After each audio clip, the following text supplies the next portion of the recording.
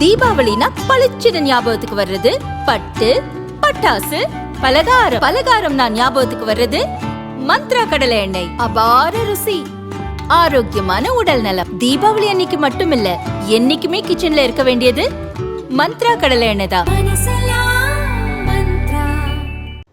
ஜனநாயகன் படம் அரசியல் காரணங்களுக்காக பழிவாங்கப்படுவதாக கூறப்படும் குற்றச்சாட்டுகளை நடிகர் சரத்குமார் மறுத்தார். தான் நடித்த அடங்காதே படம், செல்வமணியின் குற்றப்பத்திரிகை போன்ற படங்கள் சென்சார் சான்றிதழ் வழங்கப்படாததால் வெளிவராமல் போனதை சுட்டிக்காட்டிய அவர், அதற்காக ஏன் யாருமே குரல் கொடுக்கவில்லையே என கேட்டார்.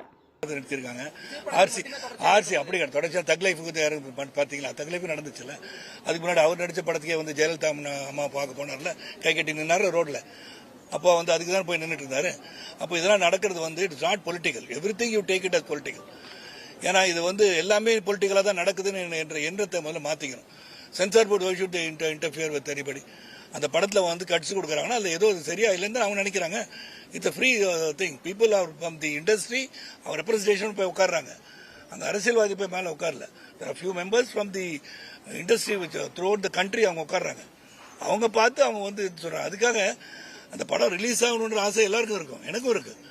ஒரு படம் எடுக்கிறது வந்து ரொம்ப கஷ்டம், அது ரிலீஸ் ஆகணும். ஆனால் அது வந்து சட்டத்துக்கு உட்பட்டு தான் இருக்கணும் எல்லாம்.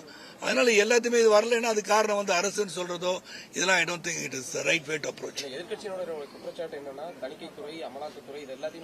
அது எதிர்கட்சி நீங்களே சொல்லிட்டீங்களா, அவங்களுக்கு வந்து வேற எதுவும் இல்லை, வேலை இல்லை அவங்களுக்கு. எதை அரசியலாக்கணும், எதை மக்கள்கிட்ட கொண்டு போகணும், மக்களுக்கு வந்து என்ன இருக்கு, உண்ண உணவு, உடுக்க உடை, இருக்க இடம், வேலை வாய்ப்பு எவ்வளோ இருக்கு, பேசிட்டே இருக்கலாம். இதெல்லாம் வந்து அவங்க கான்சன்ட்ரேட் பண்ணலாம். இடம் தான் டாக் அபவுட். நம்ம நாடு ஒரு ஜனநாயக நாடு. இந்த ஜனநாயக சினிமாத்தை பத்தி பேசுறது தான் மக்களுக்கு முக்கியமா உங்களுக்கு எல்லாம் தெரியுது.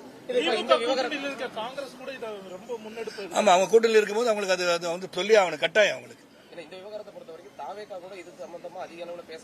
அது தாவக தலைவரை போய் கேட்கணும், நீங்க என்ன கேட்க கூடாது. காங்கிரஸ் வந்து இதுல வந்து அனுகூலம் கிடைக்குமோன்னு நினைக்கலாம். அவங்க வந்து இதை வந்து அரசியல் பண்ணா அவங்களுக்கு ஏதாச்சும் அட்வான்டேஜ் கிடைக்கும்னு நினைக்கலாம். ஐரோட வைத்தியம் செய்யுங்க. இல்ல, நான் வந்து தமிழ் சினிமா நடிக்க நான் பார்க்கல. தொடர்ந்து போன வருஷம் வந்து எல்லா படமும் இந்த ரிலீஸ் ஆச்சு. அப்போ வந்து சென்சார் போர்டு நீங்க பாரதிய ஜனதா கட்சியில் இருக்கனால உங்க படத்தை அலோவ் பண்ணிட்டாங்கன்னு நினைக்கலாம். அங்கேயும் வந்து டியூட் படத்துல பல கருத்துக்கள் பரிமாறப்பட்டன இல்லையா. அந்த டியூட் படம் எடுத்து மைத்திரி ப்ரொடக்ஷன், புஷ்பா 1, புஷ்பா 2 எடுத்து மிகப்பெரிய தயாரிப்பாளர் பிரதீப் ரங்கனா நடிச்ச படம். அதை நிறுத்தலையே. அவங்க என்ன சொல்ல வந்தாங்க தான் பார்த்தா. ஆனர் கில்லிங் இஸ் ராங் அப்படின்றது என் மூலமா சொன்னாங்க இல்லையா. ஜாதி கொலைகள் நடக்கக்கூடாதுன்னு தான் சொன்னாங்க. நல்ல கருத்தை சொல்லியிருக்காங்க. ஸோ எதை சென்சார் பார்க்கறாங்க, எது மக்களுக்கு தீங்கு விளைவிக்கும் நினைக்கிறார்களோ, எதை புகுத்த நினைக்கிறீர்களோ என்று சொல்லும் போது சென்சார் இஸ் வெரி ஓப்பனா பார்க்கறாங்க. நீ செல்வமணி எடுத்த படம் இன்னும் அங்கதானே இருக்கு. நான் நடிச்ச அடங்காத படமே வரலையே இன்னும். It is still there. 120 cuts have been given. அதுக்கு ஏன் குரல் கொடுக்கல மற்றவங்களாம்? அதுக்கு ஏதோ அரசியல் சரியா? அப்ப இருந்து கிட்டத்தட்ட 4 வருஷமா அந்த படம் அவங்க கிடப்பில தான் இருக்கு. அதுல சில கருத்துக்கள் அந்த இயக்குனர் சொன்னது ஏற்புடையது அல்ல, சமூகத்துக்கு ஏற்புடையது அல்ல என்று அவங்க முடிவு செய்திருக்கிறார்கள். ஆக அந்த படம் ரிலீஸே ஆகல. நல்ல படம் தான், நானும் ஜிவி நடிச்சிருக்கோம், வரல. அந்த கருத்துக்கள் ஏற்றுக்கொள்ளப்படவில்லை. சமூகத்துக்கு சரியா இருக்காதுன்னு நினைக்கிறாங்க. இந்த படத்துல என்ன இருக்குன்னு எனக்கு தெரியாது. ஆனா இதை வந்து ஒரு செய்தியாக மக்களிடம் கொண்டு போய் சேர்க்க நினைப்பது அங்கிருந்து இங்கு வந்த எனக்கு வேதனையாக இருக்கிறது. இல்ல, அதான் சொல்லிட்டேன். டூடு படத்துல தான் சொல்லிட்டேன். கருத்துக்கள் வந்து எதிர்மறை கருத்துக்கள் சொன்னதுக்கு காரணம் அது அந்த நாட்கள் வந்து பாகிராஜ் சார் கேட்டிருந்தோம் நீங்க இல்லையா. அந்த மாதிரி எல்லா கருத்துக்கள் பதிவு பண்றாங்கல்ல, அதுதான் இருக்கக்கூடாதுன்னு பதிவு பண்றாங்க. அது செய்யணுன்றது சரின்றது கிடைச்சி முடிக்கல படத்தை இல்லையா. நான் கேட்கறேன், நான் மட்டும் கேட்கலங்க. கூட இருக்க டிராவிட் ஒரு கேரக்டர் வந்து அந்த பொண்ணை பார்த்து கேட்குது, நீ சோறுதான் தின்றியா வேற எதையும் தின்றியா கேட்டிருப்பாங்க. மக்களுடைய கருத்தை இயக்குனர் ஏற்றுக்கொண்டு அதை கேள்வியாக கேட்டிருக்கிறார். Is trying to balance the movie and finally say honour killing is wrong. அந்த படத்துல ஆனர் கில்லிங் தான் main subject.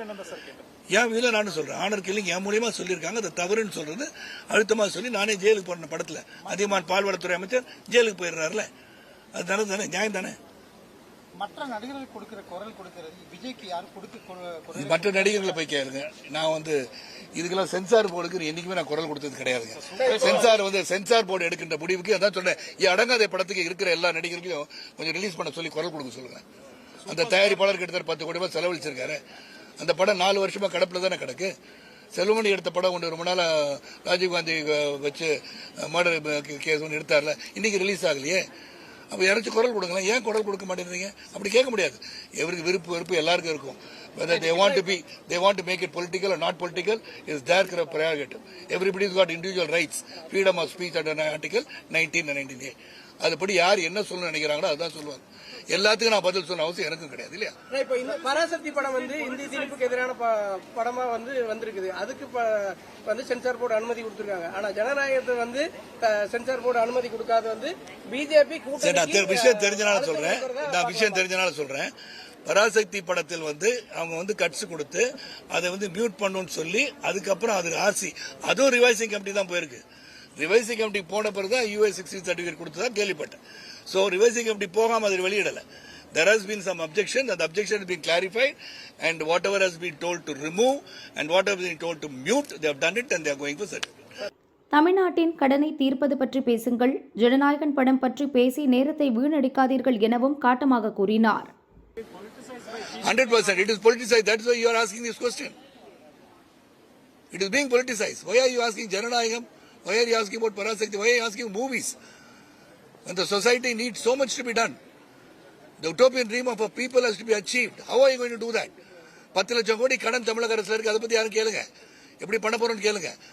China, Brazil and India oil ரஷ்யால இருந்து வாங்க போகுது. 500 மசோதாவை தாக்கல் பண்ணிருக்காங்க. Trump is supporting that. 500% போட்டான இண்டஸ்ட்ரி நாசமாயிடுமா? அதை கேளுங்க. These are things that people should know.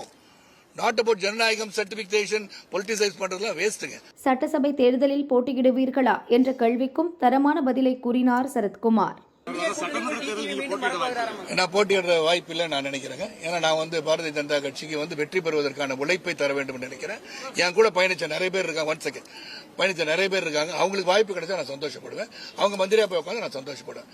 என் கூட பயணித்தவர் 30-35 ஆண்டு காலமாக பயணித்தவர் நிறைய பேர் என்னுடன் சேர்ந்து இந்த இயக்கத்தில் இணைந்து விட்டார்கள். அவங்களுக்கு வாய்ப்பு கிடைச்சா நான் சந்தோஷப்படுவேன். அவர்களுக்காக மட்டுமல்ல, இந்த கூட்டணி என்டிஏ கூட்டணிக்காக எங்கள் மேலிடம் சொன்ன பிறகு அதுக்கான வேலைகள் சொல்லுங்கண்ணா. போதுங்கண்ணா, போய் சாப்பிடுங்கண்ணா, பசிக்குதுண்ணா.